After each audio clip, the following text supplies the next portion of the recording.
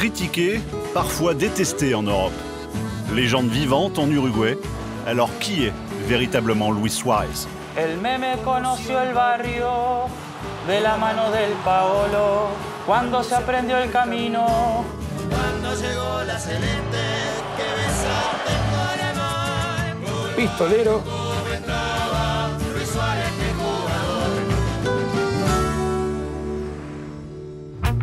Quartier Tres Cruces à Montevideo. Nous avons rendez-vous ce matin avec Valentin Fletcher, journaliste uruguayen qui suit Luis Suárez depuis ses débuts. Alors qui de mieux pour nous servir de guide? Bon, Valentin, pouvez-vous nous expliquer où nous sommes exactement? Comme vous pouvez le voir, nous sommes dans le quartier de Luis Suárez, quand il est arrivé de Salto à 6 ans. Et il a vécu ici avec sa famille. Mais ses parents ont très vite divorcé et Luis est allé vivre avec sa maman dans cette maison. C'est donc dans ce quartier que la vie de Luis Suárez à Montevideo a commencé.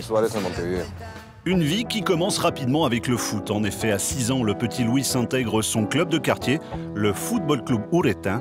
Les souvenirs de celui qu'on appelle désormais El Pistolero trônent dans le modeste clubhouse. Carlos Muñoz, le président du club à l'époque, qui est devenu un journaliste très populaire, se souvient des premiers pas du petit Luis. Luis était un buteur incroyable, avec un amour-propre terrible, énorme, déjà tout petit. Il ne voulait jamais perdre. Il n'était pas le plus habile balle au pied, mais le plus habile pour marquer des buts. Luis Suárez est donc doué, mais le divorce de ses parents l'affecte énormément. Malgré son côté tête brûlée, à 13 ans, il réussit à pousser les portes du Nacional, un des plus grands clubs de Montevideo. Et c'est à cette époque que sa vie va changer. Luis, à 15 ans, il tombe follement amoureux de Sofia, 13 ans. Et pour les yeux de sa belle, il va devenir un joueur exemplaire. Mais 2 ans plus tard, les parents de Sofia sont obligés de déménager, comme nous l'explique son ami et avocat, Alejandro Balbi. C'est un conte de fées en quelque sorte, une histoire d'amour très belle, car ils se connaissent depuis l'enfance. Mais la famille de Sofia a dû déménager à Barcelone, et Luis en a beaucoup souffert. Avant son départ, Luis fait une promesse à Sofia. Il va tout faire pour jouer en Europe afin de la retrouver. Eduardo Hache, le truculent président de Nacional, se souvient que l'amour de Sofia lui donnait des ailes.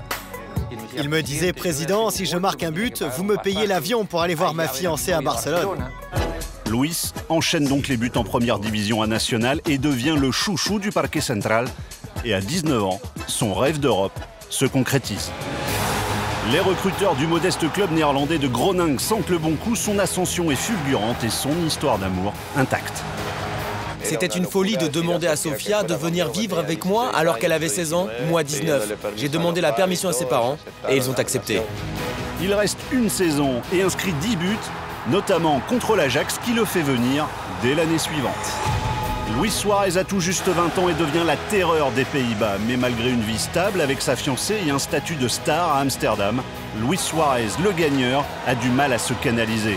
Au cours d'un match face au PSV, il mord un joueur pour la première fois. Mais Damien Comolli, directeur sportif de Liverpool en 2010, passe outre car il sait que l'Uruguayen est différent. Je me suis posé la question, c'est comment un joueur uruguayen qui de 21 ans peut être capitaine de l'Ajax Amsterdam. Et quand j'ai parlé avec les dirigeants de l'Ajax, je leur ai dit pourquoi vous l'avez mis capitaine. Ils m'ont dit un truc qui m'a vraiment marqué. Ils m'ont dit d'abord il parle la langue.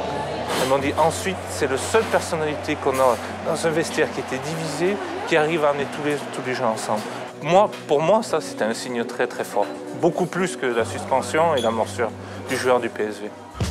Il signe donc à Liverpool et devient un attaquant d'exception. 107 buts marqués en 3 saisons et demie, Luis Suárez fait l'unanimité dans le vestiaire des Reds.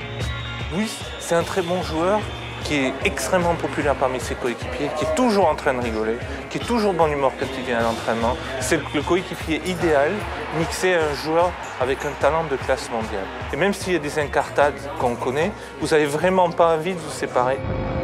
Les incidents, malheureusement, on les connaît. Une deuxième morsure sur Ivanovic et une accusation de racisme envers Patrice Evra. Dans les attendus de la commission de discipline, ils ont dit un truc qui était très important pour Luis. Il a utilisé un terme raciste, mais en aucun moment ils n'ont considéré que Luis était quelqu'un de raciste.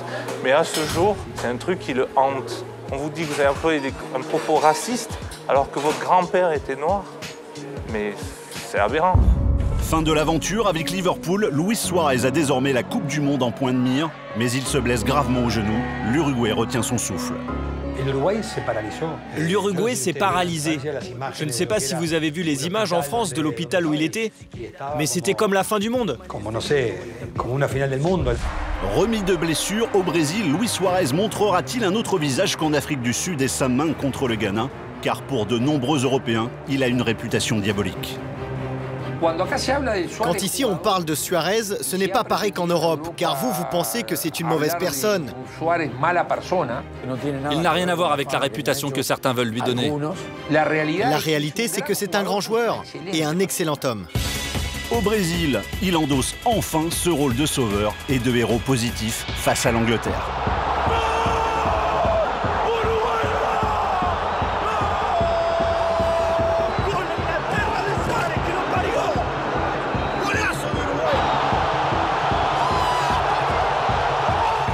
Il inscrit 2 buts synonymes d'élimination pour les Anglais. Luis Suarez rend fou toute une nation.